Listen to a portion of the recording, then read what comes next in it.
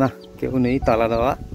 দেখুন অবস্থা বাড়ি, এই হচ্ছে বাড়ি, এই হচ্ছে নদীর চর দেখছেন, ওই হচ্ছে মরিচঝাপির জঙ্গল।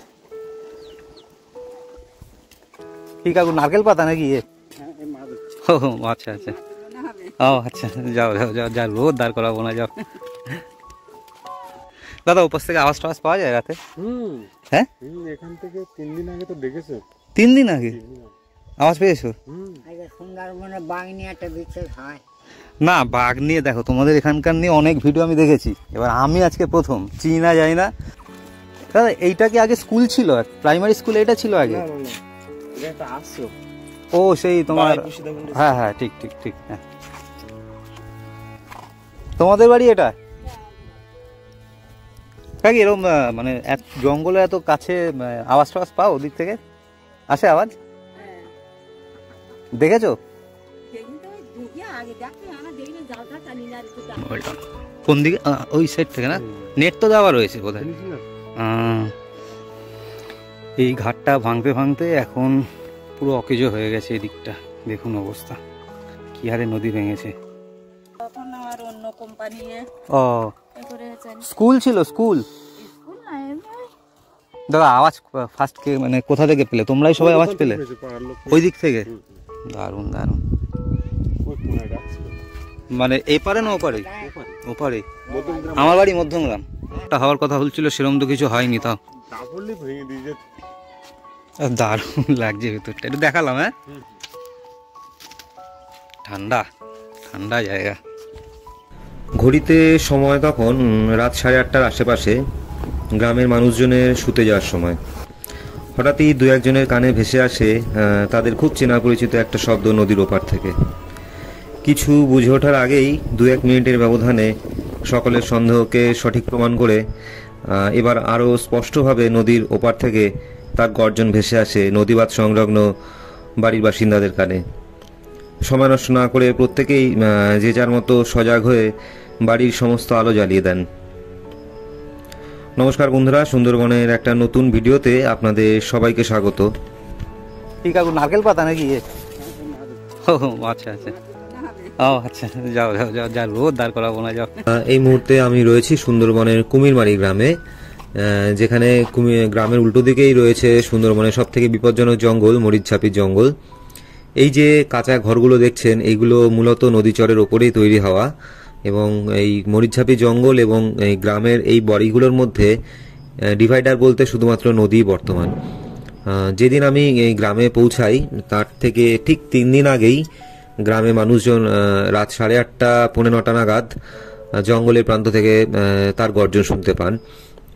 এবং পর্যায়ক্রমে যে দাদার সাথে আমার পরিচয় হলো সেদিন গ্রামে, সেই দাদারই গ্যারেজ ঘর হচ্ছে এই মাটির বাড়িটা। এবং দাদার কথা অনুযায়ী রাত 8:30, 8:45 নাগাদ এই বাড়ির ঠিক পেছনের অংশেও জঙ্গলের যে দিকটা, এই যে অংশটা এখন দেখা যাচ্ছে, ঠিক রাত 8:30, 8:45 নাগাদ প্রথমবার তার গর্জন শুনতে পান গ্রামের মানুষজন। এবং 1 থেকে 1.5 মিনিট বাদে যখন দ্বিতীয়বার তার গর্জনটা স্পষ্টভাবে শুনতে পান, তখনই তারা নিশ্চিত হয়ে যান যে এই আওয়াজ কোথা থেকে আসছে বা কিসের আওয়াজ।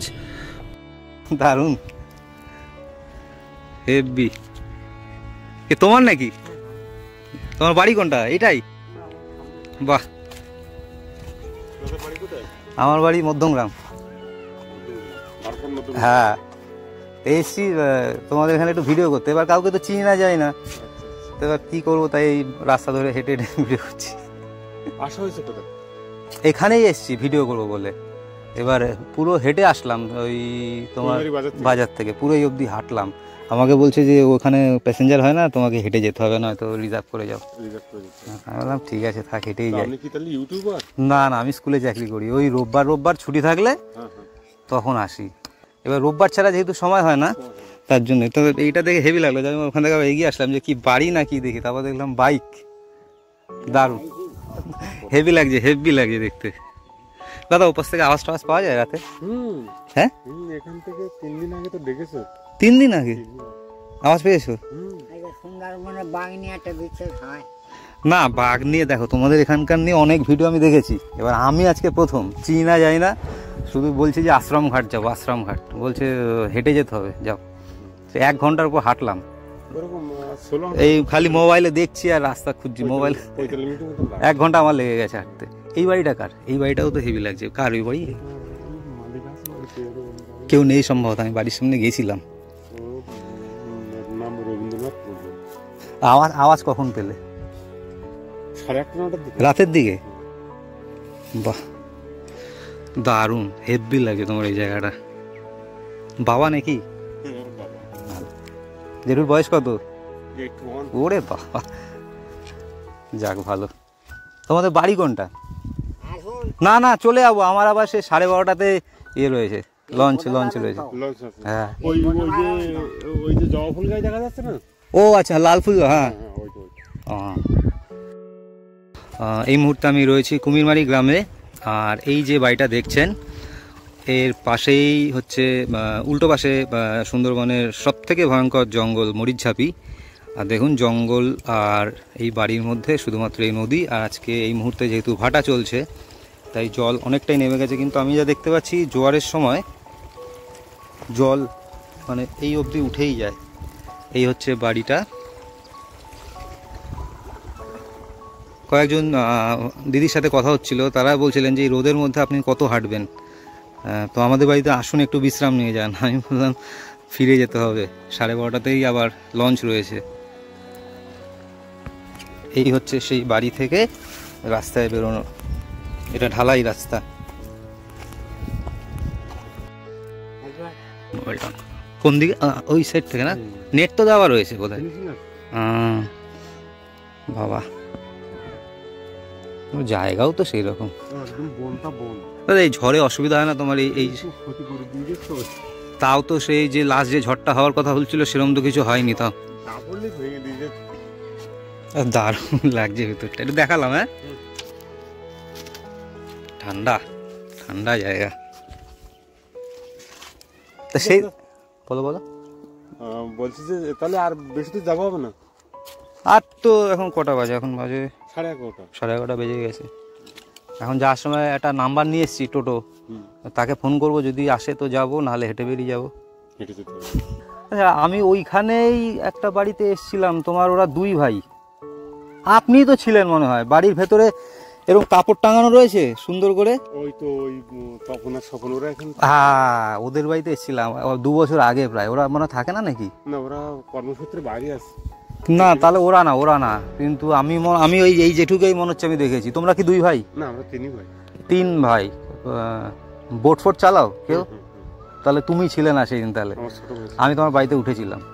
আচ্ছা। তাও হয়তো এই কাকুকে আমার মুখটা খুব চেনা চেনা লাগছে। কাকু ভেতরে ছিল আর তোমার ওই ভাই ছিলেন ভেতরে। আমাকে বলছে তুমি আসবে একদিন, থাকার ব্যবস্থা করে দেবো। সে বছরখানেক আগের কথা, তারপর আর আমি আসিনি। এই আজকেই আবার এই 2 বছর বাদে। তা সে তো রাস্তাঘাট কিছু চিনতে পারছি না, সব ভুলে গেছি। অনেকটা ডেভেলপ হয়ে গেছে দাদা। আওয়াজ ফার্স্ট কে মানে কোথা থেকে পেলে? তোমরাই সবাই আওয়াজ পেলে? ওই দিক থেকে? দারুণ দারুণ। মানে এপারে না ওপারে? ওপারে। আমার বাড়ি মধ্যমগ্রাম। মধ্যমগ্রাম, হ্যাঁ। তোমাকে আমি দেখে চিনতে পেরেছি। আমি এই দাদাকে তো দেখিনি আগে, তোমাকে আমি চিনতে পেরেছি। শুই মারছে না পেরে ভাই। আর মোবাইলে তুলছি তো কিছুই দেখাতে পাচ্ছি না, এত আলো উল্টো দিক থেকে আসছে, কিচ্ছু দেখাতে পাচ্ছি না। অন্ধকার অন্ধকার লাগছে সব। যাও তুমি কাজ করো, তোমার সময় নষ্ট করবো না। তোমার সেই দাদা কোথায়? আর একজন যে ও চলে গেছে কাজে? আচ্ছা আচ্ছা, আসলাম গো।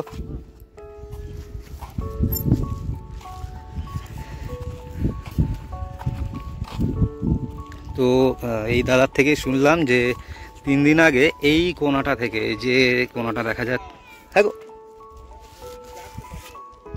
ওই দিদির সাথে কথা হচ্ছিল এখানে, বলছিল যে যাওয়ার আগে জল টল খেয়ে যেতে।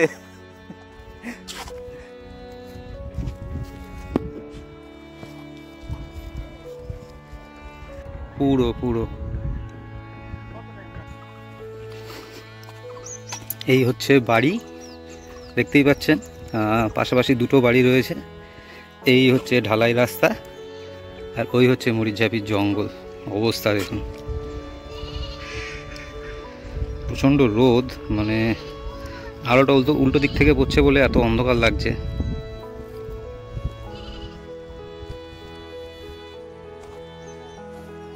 আমার বাড়ি মধ্যমগ্রাম। তোমাদের এখানে ঘুরতে এসছি। যা রোদ, আর রোদে আর হাঁটা যাচ্ছে। হ্যাঁ হ্যাঁ, রোদে আর হাঁটা যাচ্ছে না। তোমাদের বাড়ি এটা? কাকি এরকম মানে জঙ্গলে এত কাছে আওয়াজ টাওয়াজ পাও? ওদিক থেকে আসে আওয়াজ?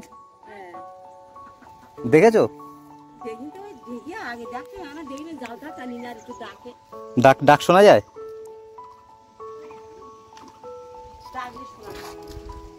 সন্ধ্যার দিকে মনে হয় বেশি আসে না আওয়াজটা, নাকি?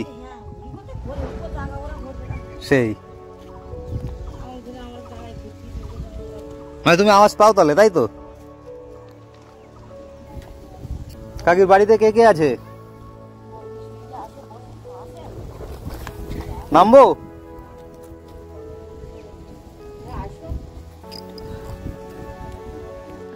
সে কোন এক গোয়াল ঘরে ঢুকে গেছিল কয়েক বছর আগে।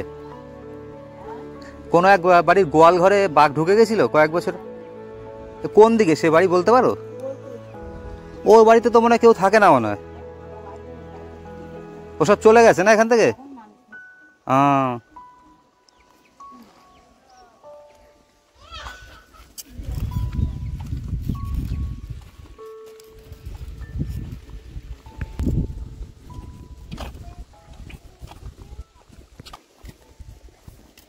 কি কাকু, নারকেল পাতা নাকি? ও আচ্ছা আচ্ছা, ও আচ্ছা, যাও যাও যাও, যা রোদ দাঁড় করাবো না, যাও।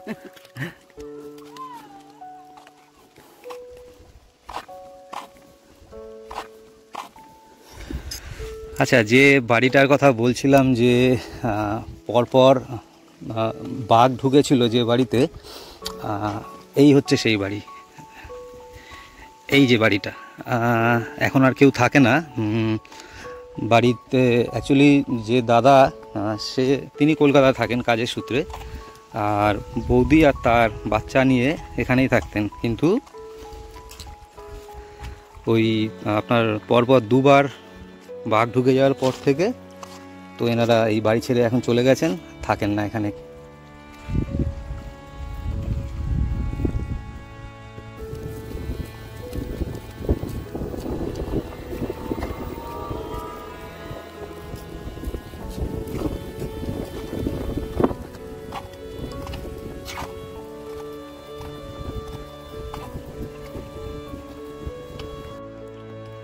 এই যে বাড়িটা দেখছেন, দেখুন একেবারে নদীর চরে, এর সামনে আর কিচ্ছু নেই, শুধু নদী, আর নদীর ওপারেই জঙ্গল। তো একজনকে আমি জিজ্ঞাসা করলাম যে বাড়িতে কি কেউ আছে, বললো সম্ভবত এই মুহূর্তে বাড়িতে কেউ নেই, আর তালা দেওয়া সম্ভবত। দেখছি কেউ আছে কি না, না কেউ নেই, তালা দেওয়া। দেখুন অবস্থা বাড়ি, এই হচ্ছে বাড়ি, এই হচ্ছে নদীর চর দেখছেন, ওই হচ্ছে মরিচঝাপির জঙ্গল।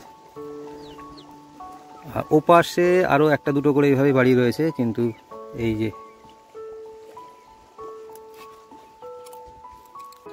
নমস্কার বন্ধুরা, সুন্দরবনের একটা নতুন ভিডিওতে আপনাদের সবাইকে স্বাগত। এই মুহূর্তে আমি রয়েছি কুমিরমারি গ্রামে।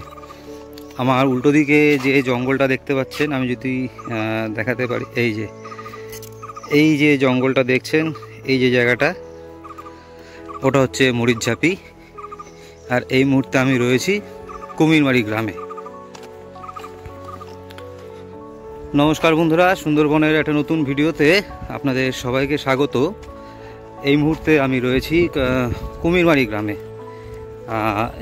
যেহেতু ভাটা চলছে, জল একদম বেরিয়ে গেছে এখান থেকে, খাইটা থেকে। আর দূরে যে জঙ্গলটা দেখা যাচ্ছে, ওটাই হচ্ছে মরিচঝাপি। তো আমি সামনের দিকে এগোচ্ছি, দেখতে থাকুন ভিডিওটা। রাস্তা অলমোস্ট ধসে নেমে যাচ্ছে এদিক থেকে। তাও তো এবছর সেই হারে ঝড় বৃষ্টি হয়নি, তাতেই রাস্তার এই অবস্থা। আসলে নদীর ঢেউয়ের চাপ এখানে খুব বেশি, যার জন্য প্রতিনিয়ত জোয়ার ভাটা প্লাস অল্প বিস্তর ঝড় বৃষ্টি সব মিলিয়ে মাটি আসলে নিচ থেকে ধসে যাচ্ছে। এর জন্য উপরের লেয়ারে যতই ঢালাই দেওয়া হোক, যাই দেওয়া হোক, ধসে যাচ্ছে রাস্তা এখানে এদিক থেকে। প্লাস দ্বীপগুলো আস্তে আস্তে ছোট হয়ে যাচ্ছে, ভাটা চলছে। দেখুন উপরে আমি যদি জুম করি খানিকটা দেখতে পাচ্ছেন জল কতটা নেমে গেছে।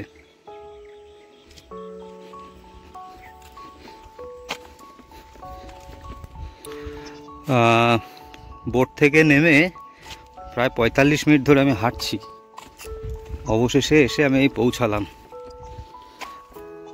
বাঁশের চটা দিয়ে যে বেড়াগুলো হয় সেই দিয়ে এইখানে মানে মাটি ধসে যাওয়াটাকে আটকানোর চেষ্টা করা হয়েছে। প্রচণ্ড গরম আজকে।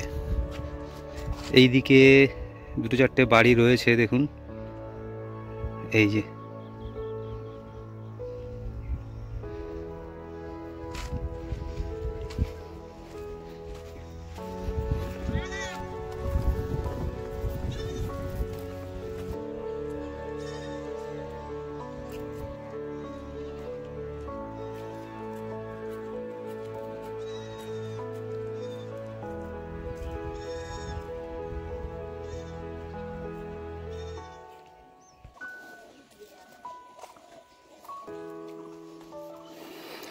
এই ঘাটটা ভাঙতে ভাঙতে এখন পুরো অকেজো হয়ে গেছে। এই দিকটা দেখুন অবস্থা, কি হারে নদী ভেঙেছে। দিদি এটা কি আগে হাসপাতাল ছিল? ও এখন উঠে গেছে স্কুলটা নাকি? ও স্কুল ছিল, স্কুল সেন্টার, এখানে লোকজন আসতে থাকে। ও টুরিস্টের হোটেল টাইপের, আচ্ছা আচ্ছা।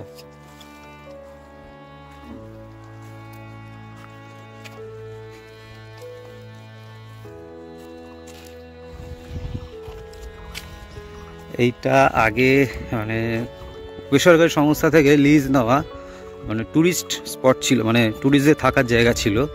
কিন্তু দেখুন এই ভাঙতে ভাঙতে ভাঙতে এখন যেহেতু রাস্তাও ধসে যেতে বসেছে, তার জন্য এটাকে এখন সরিয়ে নেওয়া হয়েছে এখান থেকে।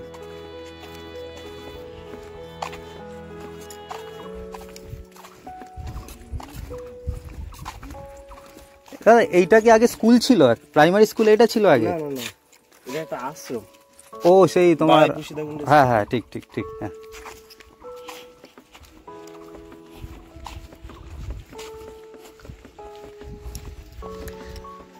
এইটা ছিল